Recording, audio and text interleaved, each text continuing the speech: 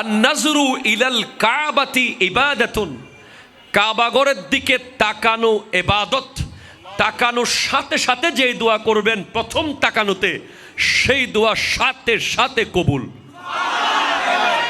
কোনোদিন কাবাগরের সামনে গেলে বা কোনো আত্মীয় স্বজন গেলে বলবেন, কাবাগর দেখার সাথে সাথে প্রথম যখন কালো অংশটা চোখে পড়বে, যখন আপনি মসজিদে হেরমের গেট দিয়ে ঢুকবেন, যখন ওই Fahd gate, king Fahd gate আছে, যখন ঢুকবেন অনেক দূর থেকে কালো কালো কাবাগরের একটু একটু দৃশ্য ভেসে উঠবে চোখের সামনে। তখন দোয়াটা করবেন কি? দোয়া করবেন কয়টা? যখন কয়টা? একটা দোয়াই কবুল হবে দেখার সাথে সাথে। দোয়াটা হবে এমন যে, আল্লাহ এই সফরে যত দোয়া করব সব কবুল করিও। বুঝেন নাই আপনারা? আবার নেন আপনারা। কাবা ঘর দেখার সাথে সাথে প্রথম যে দোয়াটা করবেন ওটা কবুল করবেন কে? এখন শিখে নেন, অনেক মানুষ জানেন না হিকমত। আপনি একটা দোয়া করবেন, একটাই শেষ, একটা সুযোগ পাবেন আপনি, কিন্তু আপনি এমন এক দোয়া করবেন যেন যতদিন ওখানে থাকেন প্রত্যেক দোয়া কবুল হয়ে যায়। এই হিকমতি দোয়াটা শিখে নেন। আপনি বলবেন, আল্লাহ আমি 10, 12, 15 যতদিন এখানে থাকবো, যতগুলো দোয়া করব সব কবুল করে নিয়েন। দোয়া করছেন কয়টা? পাবেন কয়টা? কাবা, কাবে কি রৌনক, কাবে কা মঞ্জর, আল্লাহু আকবার, আল্লাহু আকবার। তো কাবা, এটার মূল্য বুঝো। এটা বাইতুল মুকাররম নয়, এটা মসজিদে জামিতুল ফালা নয়, এটা মসজিদে হেরম। কাবা আর তোমাদের মসজিদের পার্থক্য বুঝতে কাবার উপরে গিলাপ দিয়ে দাও। বুঝছেন নি কথাগুলো? আসেন এবার শাহ মনস্বর মাজার, শাহ গরিবুল্লাহর মাজার, হযরতে মিসকিন শাহ রহমতুল্লাহ আলাইহি মাজারের আশেপাশে বহুত কবর আছে। কথা কোন আছে না নাই? বাকিগুলোতে গিলাপ নাই, ওনারটার উপরে গিলাপ কেন? এখানে অনেক বড় বড় শিল্পপতির কবর আছে, অনেক বড় বড় সাবেক এমপি, মন্ত্রী, নেতা, বহুত কারো কবর আছে, কিন্তু ওনাদের কবরে গিলাপ নাই। ইনার কবরে কেন গিলাপ? এটার উত্তর হলো, বাকিরা হলো বান্দা, ইনি হলেন বন্ধু। বান্দার বন্ধুর পার্থক্য বোঝাতে বান্দার উপরে গিলাপ থাকবে না, বন্ধুর উপরে গিলাপ দিয়ে দাও। না বুঝে লাফালাফি করার দরকার, বুঝে লাফান। বাকিগুলো মানুষের লেখা বই, এটা আল্লাহর কালাম, এজন্য কোরআনে গিলাপ থাকবে। বাকি মসজিদ মিস্ত্রি বানাইছে, ওটা ফেরেশতারা বানাইছে, এজন্য কাবার উপরে গিলাপ থাকবে। কবরস্থানেও আব্দুল্লাহ আছে, সলিমুল্লাহ আছে, কলিমুল্লাহ আছে, রহিম আছে, আরো কতজন আছে, সবাই বন্ধু হতে পারে নাই, এজন্য সবার উপরে গিলাপ থাকবে না। আর হযরতে শাহ আমানত বন্ধু হয়েছে, শাহ গরিবুল্লাহ বন্ধু হয়েছে, শাহ জালাল ইয়েমানি বন্ধু হয়েছে। বন্ধু আর বান্দার পার্থক্য করতে ওইটার উপরে গিলাপ দাও, ওইটার উপরে গিলাপ দাও, ওইটার উপরে গিলাপ দাও। আলিফ লাম মিম, কোরআনুল কারীমের মধ্যে আলিফ লাম মিম, তারপরে ইয়াসিন, তহা, আইন সিন কফ, এগুলো রাখার উদ্দেশ্য হলো কেউ যেন কখনো অহংকার করে বলতে না পারে যে আমি কোরআন বুঝে গেছি। আপনি জোরে বলবেন না সুবহানাল্লাহ? কোরআন সহজ, আবার কোরআন কঠিন। কেউ যেন না বলে যে কোরআন তো আমি পুরো বুঝেই গেছি, কোরআনের আগাগোড়া আমার পুরো পড়া হয়ে গেছে, এমন ভাবসাব যেন কেউ না দেখায়। সেজন্য আল্লাহ এমন কিছু শব্দ কোরআনে রেখেছেন যেগুলোকে হুরুফে মুকাত্তিআত বলা হয়, যেগুলোর রহস্য একমাত্র আল্লাহ জানে, নবী জানে।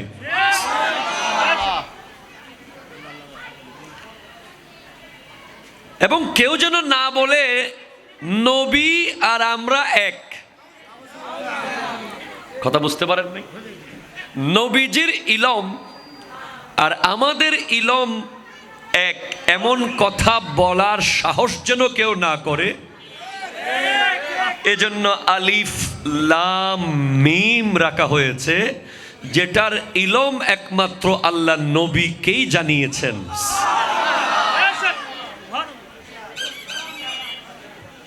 আবার মুফাসসিরিনে কেরাম তাদের জ্ঞান অনুযায়ী কেউ কেউ চেষ্টা করেছেন কিছু ইন্ডিকেট বোঝাতে।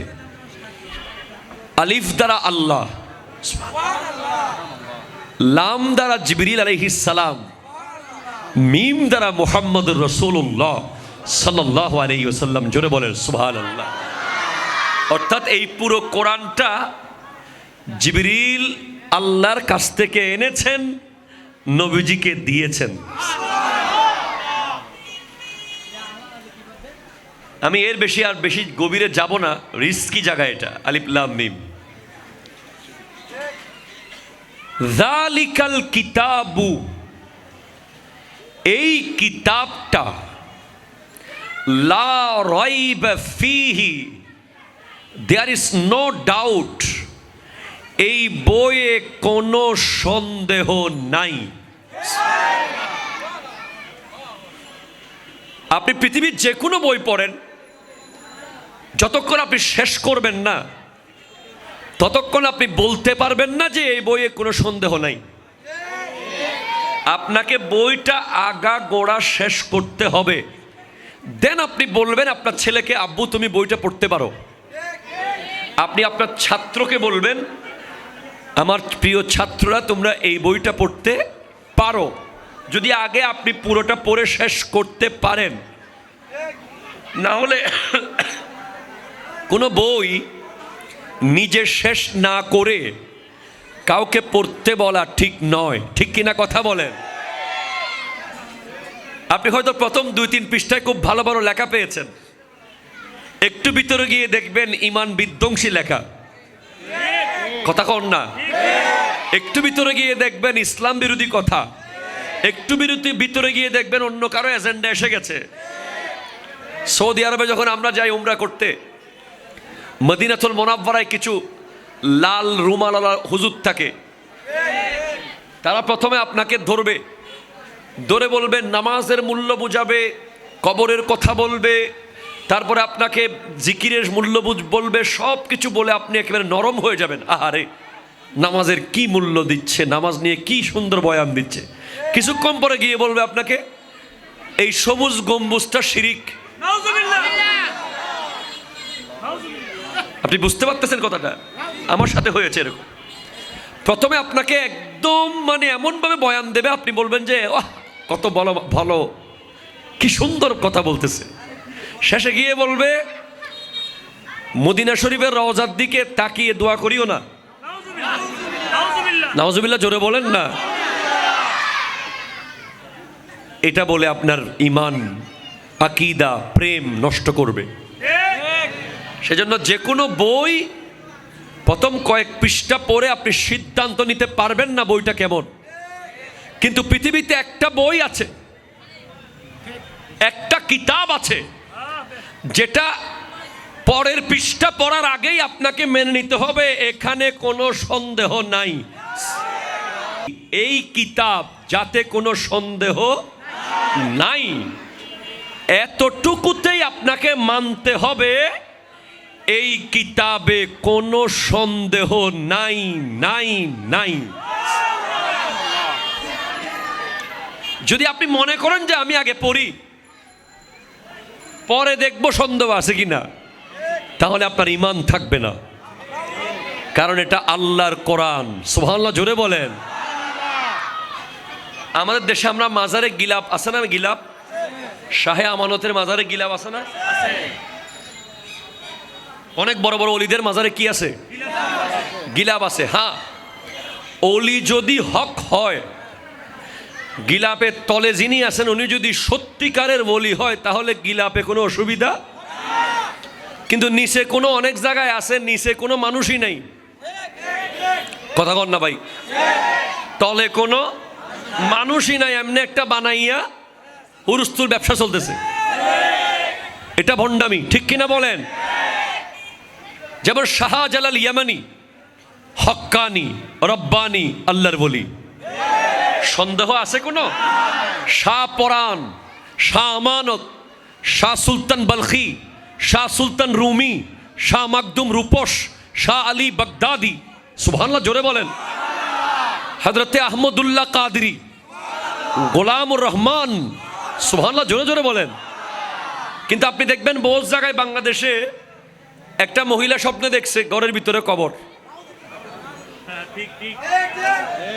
ওনারা আবার মসজিদ স্বপ্নে দেখে না। মসজিদ স্বপ্নে দেখলে টাকা দিতে হইব, স্বপ্নে দেখে কি মাজার। এই ঘরের বেডরুমে মাজার বানায় ফেলাইছে। এরা ভণ্ড, এরা ভণ্ড, এরা ভণ্ড, ঠিক কিনা? কিন্তু শাহে আমানত হক হক হক হক। কোনো সন্দেহ আছে? এখন আপনার প্রশ্ন, গিলাপ কেন? আমারও প্রশ্ন, লাইব্রেরির সমস্ত বইয়ে গিলাপ নাই, কোরআন শরীফে গিলাপ কেন?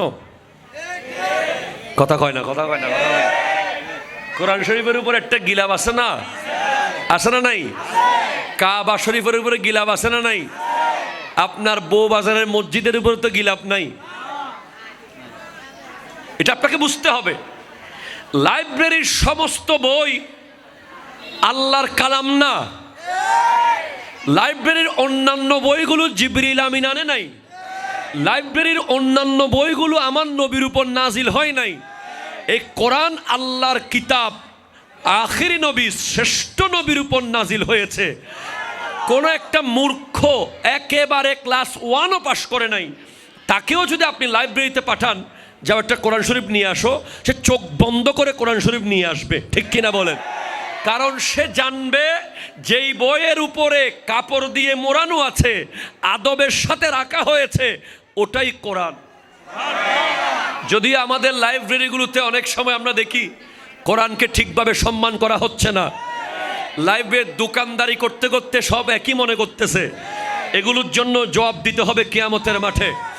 আপনার ঘরে অনেক সময় আপনি খেয়াল করবেন, ম্যাগাজিন, এই বই, সেই বই, ওই বই কোরআনের উপরে রেখে দিয়েছেন। না, কোরআন থাকবে সবার উপরে। কথা জোরে কোন? আপনার ঘরে টাইলস মোছার জন্য কাজের লোক রেখেছেন, আপনার ডাইনিং টেবিল প্রতিদিন দিনে 3 বার মোছেন, কিন্তু আল্লাহর কোরআন যে বছরে 1 বার মোছেন নাই, আপনি এজন্য কবরে গেলে আফসোস করতে করতে আপনার দিন যাবে। কারণ আল কোরআনু জুন্নাতুন, কোরআন হলো ঢাল স্বরূপ, ঢাল। কবরে যাওয়ার সাথে সাথে যারা কোরআনকে মহাব্বত করে, কোরআনকে তাজিম করে, কোরআনকে তিলাওয়াত করে, কোরআন তাদের চারিদিকে এসে দাঁড়িয়ে যাবে। আসেননি আপনারা? আসেননি? কোরআন এটা অন্য কিতাবের মতো নয়। লাইব্রেরিতে অক্সফোর্ড ডিকশনারি থাকবে, লাইব্রেরিতে ফিজিক্সের বই থাকবে, কেমিস্ট্রির বই থাকবে, বায়োলজির বই থাকবে, জিকে থাকবে, অ্যালজেব্রা থাকবে, জিওমেট্রি থাকবে, বাংলা ব্যাকরণ থাকবে, উপন্যাস থাকবে, গল্প বই থাকবে। অন্য সব বইয়ের সাথে কোরআনের তুলনা নাই। কোরআন আল্লাহর কিতাব, তার প্রমাণ স্বরূপ কোরআনের উপরে গিলাপ দিয়ে দাও। মাজারে যারা গাঁজা খায়, মাজারের আশেপাশে যারা রং তামাশা, নাচ গান, ভণ্ডামি, বাটপারি করে, এদের বিরুদ্ধে আমরা আছি কিনা বলেন তো? একটু হাত তুলে বলেন, আছি কিনা বলেন তো? হাত নামান। মাজার ভণ্ডামি করার জন্য নয়, মাজার হলো জিয়ারত করার জন্য। এটার উপরে ঠিক থাকতে হবে। কোনো ভণ্ডকে আমরা প্রশ্রয় দিব না, আবার কোনো হক্কানি অলির গায়ে আঘাত করতে দেব। কথা ক্লিয়ার কিনা বলেন? আমাদেরকে অনেক ভাইরা না বুঝে বলে মাজার পূজা। লা হাওলা ওয়ালা কুওয়াতা ইল্লা বিল্লাহ, আস্তাগফিরুল্লাহ। অন্তত আমি বলতে পারবো কিয়ামতের মাঠে দাঁড়িয়ে, যখন থেকে আমি ওয়াজের মাঠে আসি, তখন থেকে মাজার কেন্দ্রিক ভণ্ডামির বিরুদ্ধে স্পষ্ট কথা বলেছি, এখনো বলছি, আরো বলবো, সামনেও বলতে থাকবো। কিন্তু হক্কানি অলির মাজার যদি না থাকে কি ক্ষতি হবে আপনি শোনেন। ধরেন আপনাদের বউবাজার থেকে সিলেট গেছে একটা পিকনিক, কি গেছে? পিকনিক। বর্তমানে যে শিক্ষা সফর, শিক্ষা সফরের নামটা দেওয়া উচিত না, দিতে হবে নষ্ট সফর। জি, আমার কথা কি আপনারা বুঝেন নাই? শিক্ষা সফরে আগে শিক্ষা থাকতো, আমরা কাগজ কলম নিতাম, মহিলারা আরেক গাড়িতে, পুরুষরা আলাদা গাড়িতে, মহিলাদের সাথে মহিলা শিক্ষক, ছাত্রছাত্রীদের সাথে। আমরা তো কোনোদিন মহিলাদের সাথে পড়ি নাই, আমাদের মাদ্রাসায় কোনো মহিলাই ছিল না, তারপরও যেসব জায়গায় শালীনভাবে হতো। কিন্তু বর্তমানে নারী আর পুরুষ এক গাড়িতে গান গাইতেছে, তুহি মেরা রব হ্যায়, মানে তুই আমার রব। নাউজুবিল্লাহ, জোরে বলেন। গান গাইতেছে তুঝ পে রব দেখতা হ্যায়, নাউজুবিল্লাহ, জোরে বলেন। সারা পথ, এখান থেকে সিলেট, এখান থেকে কক্সবাজার, এখান থেকে রাঙ্গামাটি, গোটা পথ যে মাটির দুই ভাগ হয়ে জমিনের ভিতরে ঢুকে যায় নাই, এটাই অনেক কম। ঠিক কিনা কথা বলেন? এত বেহায়া, এত বেহায়া, এত বেহায়া। এটার জন্য প্রথমে বাবা এবং মা দায়ী। বাবা মার উচিত সন্তানকে শিক্ষা সফরে পাঠানোর সময় কি শিখবে, কার সাথে যাবে, কি হবে সেটা চিন্তা করা। আগে শিক্ষা সফর শুরু হতো কোরআন তিলাওয়াত দিয়ে, এখন শিক্ষা সফর শুরু হয় ডিজে দিয়ে। তো এখন যদি আপনি শিক্ষা সফরের জায়গায় একটা ব্যানারে লাগান এরকম, সিলেট সফর এবং মাজার জিয়ারত, কথার কথা লাগাইছেন। যেই ছেলে ডিজে গান গাইতো সে মাকে গিয়ে বলবে, মা একটা টুপি আছে কোনো বাবার? কি জন্য? ওই শাহজালালের জিয়ারত করতে হবে তো একটা টুপি লাগতো। মা তো অবাক, কিরে জীবনে টুপিটা আমি খুঁজতে দেখি নাই। মাথার চুলের এদিকে বান্দরবন, এদিকে রাঙ্গামাটি, মাঝখান দিয়ে ঢাকা সিটাং হাইওয়ে রোড। কথা কন না, ঠিক কিনা বলেন না? ইতে আবার টুপি খুঁজতেছে। কিছুক্ষণ পর আস্তে আস্তে মারে কইতেছে, সবসময় পরে সেরা ফ্যান, টাকা দিয়ে সেরা ফ্যান, গেঞ্জির নামে রং থামাশা। বলছে, মা একটা পাঞ্জাবি একটু। কেন রে? একটু জিয়ারত শাহজালাল, একটা পায়জামা কিনতাম, 300 টাকা দিলে হবে। ওমা, যেই ফোলার মোটর সাইকেলের আওয়াজের লগে এলাকার মানুষ ঘরে ঢুকে জানালা বন্ধ করে দেয়, সেই ফোলা আজকে টুপি, পাঞ্জাবি, পায়জামা পরে গাড়িতে উঠতেছে। ওটার লগে লগে, হে খবরদার, গান বাজাবি না আজকে, ও মেয়েরা নবী চলবে। কই কিরে কিল্লাই? কয় আমরা শাহজালালের জিয়ারত করতে যাচ্ছি। আপনি খেয়াল করেন, একটা বলি মরার পরে, দুনিয়া থেকে যাওয়ার পরে রওজায় শুয়ে শুয়ে একটা যুবককে পাল্টায় ফেলতেছে। এটা আপনাকে বুঝতে হবে। আজকে যদি হক্কানি অলির দরগা না থাকে, ওখানে যদি জিয়ারত বন্ধ হয়ে যায়, ওই যুবককে আপনি হয়তো পাবেন নেবালে, ঠিক কিনা জোরে বলেন না? অথবা কক্সবাজারে, অথবা টার্বের মাঠে, অথবা রাস্তার মোড়ে, অথবা ব্রিজের উপরে, পেনশনের উপরে পেনশন খাচ্ছে। অথচ আজকে সেই যুবকরা 20 বার হলেই চলে যায় শাহে আমানতের মাজারে গিয়ে নফল নামাজ পড়ে, জিয়ারত করে, আতর লাগায়, খুশবু লাগায়, চেহারা নূর হয়ে যায়, চুলের মধ্যে বাবরি কাটা চলে আসে, ঠিক কিনা? চলে যায় জামিয়ার মাঠে। আপনি কথাটা খেয়াল করিয়েন। আপনি যুবকদেরকে ক্রিকেট খেলতে মানা করবেন, ফুটবল দিতে হবে। একটা মানা করলে একটা দিতে হবে না? আপনি চা খাইতে মানা করতেছেন, পানি দিতে হবে। এখন আপনি সব কেড়ে নিলে যাবে কই? এজন্য আল্লাহর ওলি, হক্কানি ওলিদের মাজার শত শত যুবককে মসজিদ মুখী রেখে দিয়েছে। এরপরে ওই বেটা গেছে কোথায়? জিয়ারতে শাহজালাল। যার পরে কয়, হুজুর আমি তো জীবনে আসি নাই, কি করবো? ওই তুমি সূরা ইয়াসিন পড়ো। সুবহানাল্লাহ জোরে বলেন। ও আমি তো কোরআন শরীফ পড়তে তেমন জানি না। 100 বার জিকির করো, 200 বার দরুদ শরীফ পড়ো। হুজুর কি করবো? আল্লাহর কাছে দোয়া করো। হইতে হইতে এদিকে শাহজালাল ইয়ামনির মাজারের মসজিদে জোহরের আজান শুরু। ওই ফুলা জীবনে মসজিদে বারান্দা দিয়েও হাঁটে নাই।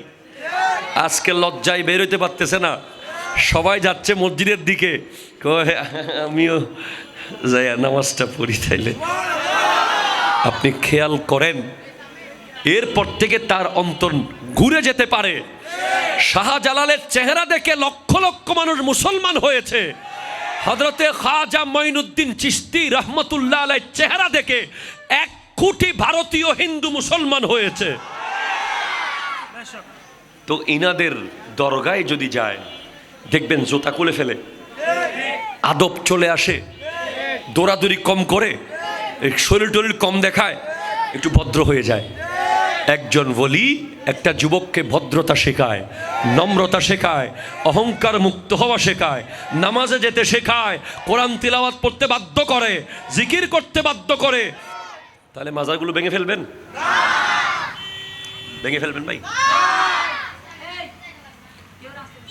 ভেঙে মাজার ভাঙিয়েন না। যারা মাজারকে প্রশ্নবিদ্ধ করছে ভণ্ডদের কলিজা ভেঙে দেন। ঠিক কিনা কথা বলেন? ভণ্ডদেরকে রুখে দেব আমরা। হ্যাঁ ঠিক আছে, ভণ্ডদের কলিজা আমরা ভেঙে দেব। তাদেরকে 1 বার বোঝাবো, 2 বার বোঝাবো, 3 বার বোঝাবো, 4র্থবারে আমরা প্রশাসন নিয়ে মোকাবেলা করব। এগুলো এক সময় থাকবে না। ওলি আল্লাহর মাজার আজীবন থাকবে। আপনি হয়তো ইটের দেওয়াল ভেঙে দিবেন, মনের দেওয়াল কেমনে ভাঙবেন? এজন্য এনাদের কন্ট্রিবিউশনকে বলার কোনো সুযোগ নাই। শাহ আমানত শাহ দরগায় যখন যাই তখন ওনাকে দরগা দেখলে মনে হয় আহা, এই লোকটাই আজকে এখানে ঘুমিয়েছে বলে 2 পাশে কতগুলো মানুষের রিজিক চলতেছে। আপনি আজমের শরীফ যান, মিনিমাম 10,000 পরিবার চলতেছে খাজা গরিব নওয়াজের দরগার ওসিলায়। অনেকে বলে যে ওলি আল্লাহর মাজারে নাকি নামাজ নাই। খাজা গরিব নওয়াজের দরবারের চারপাশে 60টা মসজিদ, প্রতি 5 মিনিট 10 মিনিট পর পর জামাত শুরু হচ্ছে। আমি নিজের চোখে দেখে বলতেছি, ওলিরা ভণ্ড নয়, হক্কানি ওলিদের অনুসারীরাও ভণ্ড নয়। কিছু কিছু ভণ্ড সুন্নি সেজে বসে আছে। আচ্ছা, আমার নবীকে আল্লাহ কোরআন কেন দিলেন? সবাই জোরে হন। কোরআন লাইলাতুল বরাতের দিন সম্পূর্ণ প্রথম আসমানে নাজিল হয়েছে। লাইলাতুল কদরের দিন থেকে প্রয়োজন মতে আয়াত আয়াত করে আসা শুরু করেছে। অনেকে লাইলাতুল বরাত এবং কদর মিলাই ফেলে, কথা কয় না। ইন্না আনজালনাহু ফি লাইলাতিন মুবারাকা। আবার ওই জায়গায় বলা হচ্ছে, সূরা দুখানে বলা হচ্ছে ইন্না আনজালনাহু ফি লাইলাতিন মুবারাকা। আবার সূরা কদরে বলা হচ্ছে ইন্না আনজালনাহু ফি লাইলাতিল কদর। দুইটাই কোরআন নাজিলের কথা, তবে পার্থক্য হলো লাইলাতুল বরাতের রাতে গোটা কোরআন প্রথম আসমানে এসেছে, লাইলাতুল কদরের রাত থেকে আয়াত আয়াত প্রয়োজনে প্রয়োজনে নাজিল হয়েছে। এগুলো বুঝতে হবে। এখন কোরআন কেন দেওয়া হলো আমার নবীকে? Very important historical topic. I think you have to love. প্রত্যেক নবীকে আল্লাহ একটা একটা মুজিজা স্পেশাল দিয়েছেন, যাতে করে উনি নিজেকে সেভ করতে পারে এবং নিজের নবুয়তের ক্ষমতা দেখাতে পারে। যেমন হযরতে দাউদ আলাইহিস সালামের আমলে লোহার অনেক বেশি উৎকর্ষতা চলতো। লোহা নিয়ে মানুষের মধ্যে যথেষ্ট কাজ কাম চলতো। তো দাউদ আলাইহিস সালামকে আল্লাহ পাওয়ার দিয়েছেন, উনি লোহা ধরলেই লোহা গলে যেত। এরপরে মূসা আলাইহিস সালাম, ওনার আমলে জাদুঘরদের খুব ভাবসাব ছিল। জাদুঘররা জাদু দেখাতো, মানুষ জাদুঘরদেরকে খোদা মনে করত, নাউজুবিল্লাহ। তো মূসা আলাইহিস সালামকে আল্লাহ একটা লাঠি দিয়েছেন, লাঠি, যেই লাঠিটার ব্যাপারে অসংখ্য কথা আছে। ওয়াকাল্লামাল্লাহু মূসা তাকলিমা, কোরআন বলছে মূসা আলাইহিস সালাম এর সাথে আল্লাহ কথা বলতেন। আল্লাহ বলতেন মূসা এটা কি? উনি চাইলে বলতে পারতেন এটা লাঠি। উনি এক শব্দ না বলে বলতে এটা দিয়ে আমি পাতা পারি, এটা দিয়ে বাতি জ্বালাই, এটা দিয়ে হাঁটার সময় দড়ি। কয় এত লম্বা কথা? আল্লাহ আপনার সাথে কথাকে বাড়াতে চাচ্ছি। একটু জোরে বলেন না সুবহানাল্লাহ। তো এই লাঠি যখন অন্ধকারে মূসা আলাইহিস সালাম এভাবে দিতেন, টর্চের মতো কাজ করত। যখন নীল নদের উপরে ফেলে দিলেন, নীল নদের মাঝখান দিয়ে রোড হয়ে গেছে। আবার যখন জাদুঘররা 1,24,000 সাপ মূসা আলাইহিস সালামের দিকে ছেড়ে দিয়েছেন, মূসা আলাইহিস সালামকে আল্লাহ বলছেন ইয়া মূসা লা তাখাফ, মূসা তুমি ভয় পেও না, তোমার লাঠিটা জমিনের মধ্যে রেখে দাও। লাঠি যখন জমিনে রাখলেন, এত বড় সাপ হলো 1,24,000 সাপ এক নিঃশ্বাসে গিলে ফেলেছে ওই লাঠিটা। এরপরে হযরতে ইউসুফ আলাইহিস সালাম, ওনার স্পেশালিটি ছিল স্বপ্নের ব্যাখ্যা। ওনার আমলে স্বপ্নের যারা ব্যাখ্যা করত তাদেরকে মানুষ খোদা মনে করত। তো আল্লাহর নবী এসে বললেন এরা খোদা না, স্বপ্নের ব্যাখ্যা করলে খোদা হয় না। তো ইউসুফ আলাইহিস সালামকে আল্লাহ স্পেশাল পাওয়ার দিলেন, উনি যেই স্বপ্নের ব্যাখ্যা দিতেন সেটা বরাবর হয়ে যেত। এখন আমার নবীর আমলে, আমার নবী পৃথিবীতে শুভাগমন করার আগে জাহিলি যুগে একটা মেলা হতো, ওকাজের সাহিত্য মেলা। I M a student of history, university of Chittagong. আমি আপনাকে পড়ে পড়ে বলছি, ওই সাহিত্য মেলার মধ্যে আরবের বড় বড় সাহিত্যিক কবিদের লেখাগুলো স্বর্ণের পাতের মধ্যে রেখে লটকিয়ে রাখা হতো। মুহালহিল, ইবনে সালাম, ইমরুল কায়েস, অনেক বড় বড় কবি সাহিত্যিক, তারা মনে করত পৃথিবীতে তাদের চেয়ে দামি কোনো ব্যক্তিত্ব নাই। এমনিতেই আরবরা মনে করে পৃথিবীর অন্য সব ভাষার মানুষরা বোবা, একমাত্র তারাই কথা বলে, কারণ তারা আরবিতে কথা বলে। আর আরবি হচ্ছে ইন্নাল লুগাতাল আরাবিয়্যা হাযা লুগাতুল কোরআন, লুগাতুল জান্নাহ, লুগাতুল্লাহ। কোরআন জান্নাতের ভাষা, কোরআন আল্লাহর ভাষা। আরবি, আরবি কোরআনের ভাষা, আরবি জান্নাতের ভাষা, আরবি আল্লাহর ভাষা। এজন্য আরবরা তাদেরকে আরব বলে। আরব শব্দের অর্থ হলো বাগ্মী, বাকপটু, যারা অনেক কথা বলতে পারে। আরবিতে আরব শব্দের বাংলা হচ্ছে বাকপটু। তো আরবিরা নিজের নাম আরবি রেখেছে এজন্য, কারণ তারা আরবি ভাষায় কথা বলার কারণ তারা মনে করে তারাই একমাত্র কথা বলতে পারে। বাকিদেরকে তারা আজমি বলে। আজম, আজম শব্দের অর্থ বোবা, মূখ, বোবা। বাকিদেরকে তারা বোবা মনে করে। তো আরবের সাহিত্য মেলার মধ্যে যে সাহিত্যিকরা কবিতা লিখে আনতো, সাহিত্য লিখে আনতো, এগুলো তারা পড়ে পড়ে শোনাতো। মানুষ তাদের কদমে ঝুঁকে পড়তো, তাদেরকে সিজদা করত, খুশি হয়ে যেত, অবাক হয়ে যেত, এত দামি দামি লেখা। আর আমার আল্লাহ বলছেন আমি আমার হাবিবকে এমন এক কোরআন দিয়ে দেব যেটা শোনার পরে সমস্ত কবি, সমস্ত সাহিত্যিক আমার হাবিবের কদমে এসে ঝুঁকে পড়বে। আমার নবী এসে বলছেন ওয়াদ্দুহা ওয়াল্লাইলি ইযা সাজা মা ওয়াদ্দাকা রাব্বুকা ওয়া মা ক্বালা ওয়ালাল আখিরাতু খায়রুল লাকা মিনাল উলা। আবার অন্যদিকে যান, ইয়াসিন ওয়াল কুরআনিল হাকিম ইন্নাকা লামিনাল মুরসালিন আলা সিরাতিম মুস্তাকিম।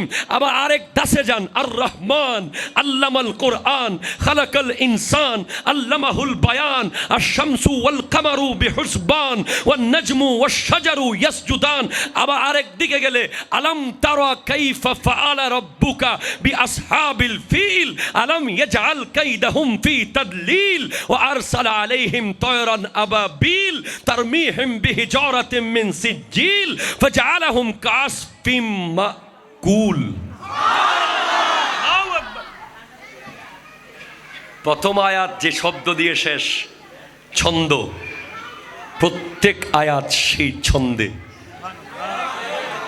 আরবের কবিরা এসে বলতেছে অসম্ভব, এটা কোনো মানুষের লেখা নয়, এটা অবশ্যই আল্লাহর কোরআন। আমাদের সমস্ত কবিরা মিলে সূরা ইখলাস বা সূরা কাউসারের সমান একটা সূরা বানাইতে পারবো না, পারবো না, পারবো না। এজন্য আমার নবীকে আল্লাহ কোরআন দিয়েছেন। আরো জোরে, আমি কোরআনের এমন দাম, এমন দাম, এমন মূল্য। এই যে আরাবিয়ান ইবতেদায়ী মডেল মাদ্রাসা, এটা কারা, কোথায়? এখানে আমাদের পরিচালনায় গাউসিয়া কমিটি বাংলাদেশ, মারহাবা। এখানে কি হাফেজ আছে? হেফজখানা আছে? মারহাবা। যারা কোরআন মুখস্থ করবে এমন ব্যক্তিকে কিয়ামতের মাঠে জাহান্নামের গেট নিয়ে বলা হবে তোমার ইচ্ছা মতো 10 জন জাহান্নামীকে নিয়ে জান্নাতে চলে যাও।